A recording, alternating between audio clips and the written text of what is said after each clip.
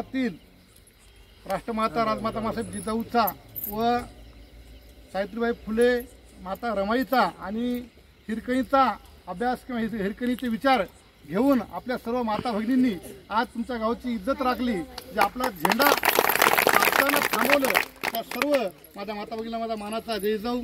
आणि सर्व आज आपण ज्या पद्धतीनं समाज म्हणून एक छत्रपतीचा झेंडा नाही तर अख्ख्या जगाची अस्मिता असणारा भगवा पताका हे सर्व साधू संतांचा आहे, छत्रपतींचा आहे आणि त्यागाचा पताका या ठिकाणी टिकावं म्हणून या वाडीपेडमधील सर्व नागरिक एकवटीनं एक वज्रमूठ अशी तयार झाली। जर तुमची अशीच वज्रमूठ राहिली तर हे झेंडाच काय या पताक्याचं एक पान देखील काढणं या अधिकाऱ्याला व समाजकंटकाला होणार नाही। कारण का जोपर्यंत आपली वज्रमूठ आहे तोपर्यंत कोणाची हिंमत होत नाही आपल्याकडे बघायची, परंतु आपलेच राजकारणी पोटी राजकारणापायी आपलेच काही बाणगुडं त्याच्या पारड्यात जाऊन बसतात आणि असे कृत्य करतात। याला देखील तुम्ही हाणून पाळलं पाहिजे। मला तुमच्या गावातील राजकारणावर बोलायचं नाहीये। या जगामध्ये असंख्य सर्व जाती धर्मातील सर्व समाजाचे व सर्व जातीचे झेंडे प्रत्येक चौकात असतात, ते अनधिकृत नसतात का? या ग्रामसेवक मॅडमला आणि या ठिकाणी आल्या सर्व अधिकाऱ्यांना प्रश्न आहे हा, आणि हा प्रश्न मी तहसीलदार साहेबाला बोललो फोनवरती आणि उद्या आपण सर्वांच्या माध्यमातून सर्वांना घेऊन जाऊन जिल्हाधिकारी साहेबाला देखील बोलू। आणि जे मगरुरी अधिकारी ग्रामसेवक मॅडमचं बोलणं आणि ते कापणं हे मॅडम कशा ड्युटी करतात आणि कसं निलंबन होणार नाही यासाठी देखील स्वाभिमानी संभाजी ब्रिगेड व स्वराज्य पक्ष आपल्यासोबत राहील। सांगायचं तात्पर्य एवढा आहे की तुमच्या गावातील राजकारण हे चुलीत जाऊ द्या, परंतु जे गावाचं ओपन प्लेस असते, जे गावाचं गायरान जागा असते, गायरान जागा आणि ओपन प्लेस यासाठी असते की लहान लेकरं खेळावं बागडावं, त्याचबरोबर महापुरुषांचे विचार त्यांना कळावे यासाठी एखाद्या महापुरुषांचा पुतळा असावा, एखाद्या महापुरुषांचा त्या ठिकाणी झेंडा असावा। त्या माध्यमातून लहान लेकरू आणि झेंडा कशाचा आहे, पुतळा कशाचा आहे ही इतिहासाचा अभ्यास करू शकतो आणि त्याच्या मनामध्ये ते छत्रपती शिवाजी महाराज असतील, डॉक्टर बाबासाहेब आंबेडकर असतील,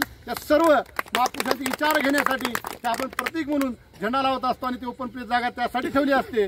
ज्या हरामखोर लोकांनी हरामखोरपणा केला सत्तेत असताना गावच्या ज्यांनी प्लॉटिंग पाडली त्याच्यावर सर्वप्रथम 400 गुन्हा दाखल झाला पाहिजे। आणि मोठ्या कोऱ्यात ग्रामसेवक मॅडम म्हणतात की हे 1 ते 9 पर्यंत प्लॉट आहेत, परंतु 1 ते 9 पर्यंत कोणाचे प्लॉट आहेत? जर याच्यामध्ये आमचे संघटनेचे जिल्हाध्यक्ष सदाभाऊ पिढ म्हणतात की 4 आणि 5 नंबरचा माझा प्लॉट आहे। जर 1 ते 9 पर्यंत 4 आणि 5 प्लॉट जर सदानंद पिढचा असेल तर ते आम्ही प्लॉट सोडायला तयार आहोत। या ठिकाणी छत्रपती शिवाजी महाराजांचा पुतळा बसवण्यासाठी ते जिल्हाध्यक्ष असले या नात्याने आम्ही या पुतळ्यासाठी 51,000 रुपये देखील आम्ही मदत देऊ आणि लवकरच पुतळा बसावा। पुतळा बसेपर्यंत तुमच्या पाठीशी ठामपणे सर्व स्वाभिमानी संभाजी ब्रिगेड या ठिकाणी आपल्या सोबत राहील हे गवाही देतो। आणि हे आपली जोपर्यंत वज्रमूठ राहणार नाही तोपर्यंत पर्याय नाही मित्रांनो। कारण का छोट्या छोट्या जाती छोटे छोटे धर्म एक होत आहेत आणि मराठ्याची कशी माती करतायत हे बघतायत। सरकार देखील मराठ्याच्या सोबत नाही आणि आपण म्हणतो की आपले आमदार आपले खासदार हे फक्त मतदान घेईपर्यंत हरामखोर आपले असतात, त्यानंतर नसतात। त्यामुळे आपली वज्रमूठ जर कायम ठेवायची असेल तर आपली एकही महत्वाची आहे मित्रांनो। जर आज तुमच्या झेंड्यापर्यंत आले उद्या तुमच्या घरापर्यंत यायला कमी करणार नाहीत। त्यासाठी एक व्हा, जागृत व्हा आणि झेंडा या ठिकाणी कसा राहील यासाठी सर्वांनी प्रयत्न करा। जे शासकीय लढाई आहे यासाठी आम्ही सर्वतोपणाला लावूत। यासाठी छत्रपती संभाजीराजांना बोलायचं काम पडलं तर राजांना देखील SP साहेब असतील, कलेक्टर साहेब असतील याला बोलायला पडूत। कारण का आपण शासनाला आणि शासनावर भरोसा ठेवतोय, आपण कायदा सुव्यवस्था हातात घेणार नाही। कारण का शिवशाहू फुले आंबेडकर महाराष्ट्र हा त्यांच्या विचारांचा आहे, त्यामुळे आपला कायदा हातात घ्यायचा नाही। परंतु हे जर सरकार आणि काही लोक जाणीवपूर्वक आपल्यावर जर समजा कायदा हातात घ्यायची पाळी आणत असतील ते देखील आपण हातात घेतल्याशिवाय राहणार नाही मित्रांनो। छत्रपती शिवाजी महाराजांसाठी मागच्या 2 वर्षाखाली तुमच्या गावातले 2 सहकारी घेऊन आम्ही 10 दिवस जेलमध्ये होतो। छत्रपती शिवाजी महाराज बदनामी केल्यामुळं त्या महाराज सभा उधळली। सदा पाटील पेड असतील, तिरुपती भगनुरे असतील, निरंजन असेल, हे सर्वजण आम्ही तुम्हाला माहिती आहे श्री रविशंकर आला होता इथं नांदेडला, काही सभा उधळली आणि 10 दिवस जेलमध्ये होतो। त्यामुळे आम्हाला समाजासाठी आणि सर्व महापुरुषांसाठी जेल काय नवीन नाही, परंतु या सरकारने सध्या गावातील सरपंच असतील, ग्रामसेवक यांना आम्हाला ते जायचं भाग पडू नये। सर्वप्रथम त्या ग्रामसेवक मॅडमचा आणि त्याला आदेश देणाऱ्या अधिकाऱ्याचा आणि झेंडा कापणाऱ्याचा मी निषेध करतो। आपला निषेध करून थांबता येणार नाही। हे झेंडा कसा टिकेल आणि या झेंड्याच्या ठिकाणी छत्रपती शिवाजी महाराजांचं स्मारक किंवा पुतळा कसा उभा राहील याकडे आपण सर्वांनी लक्ष द्यावं। जोपर्यंत पुतळा उभा राहणार नाही तोपर्यंत तुमच्या सोबत लहाना भाऊ मी ठाम आहे।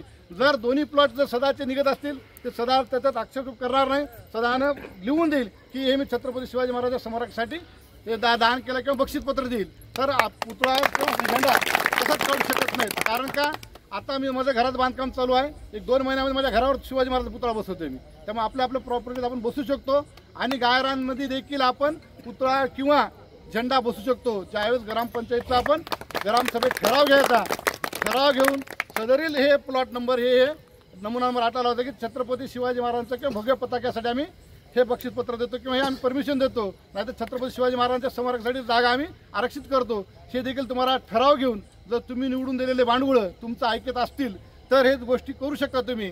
तर तुमचे भांडवळ नसतील त्याच्यावर आयस्वार ठराव आणा आणि पुन्हा ग्रामपंचायत इलेक्शन लावा. कारण का याचं जे मरण आहे ते वोटिंगमध्ये आहे, याला पुन्हा एकदा दाखवून द्या. पुन्हा एकदा एवढीच सांगणे विनंती आहे की जोपर्यंत तुमची मूठ अशी आहे तोपर्यंत तुमच्या गावात खाली यायची ताकद कोणाची होणार नाही मित्रांनो. ग्रामसेवक असतील, गरई बाग असेल, कोणी असेल, जोपर्यंत तुमची एकी नाही तोपर्यंत काहीतरी ते येऊ शकतात. जर एकी असेल तर कोणी येऊ शकत नाहीत. हे खऱ्या अर्थाने आपल्या इथल्या सर्व माता भगिनींनी दाखवून दिलं. जे झेंडा आता थांबलाय, जे बोलतोय आपण ते झेंडा थांबल्यावर बोलतोय, आज वेगळं वातावरण झालं असतं. या सरकारला आणि या इथल्या ग्रामसेवकांना आणि याला तहसीलदार कलेक्टरला आव्हान आहे की दोन समाज तेढ निर्माण न होण्यासाठी असले ग्रामसेवकांना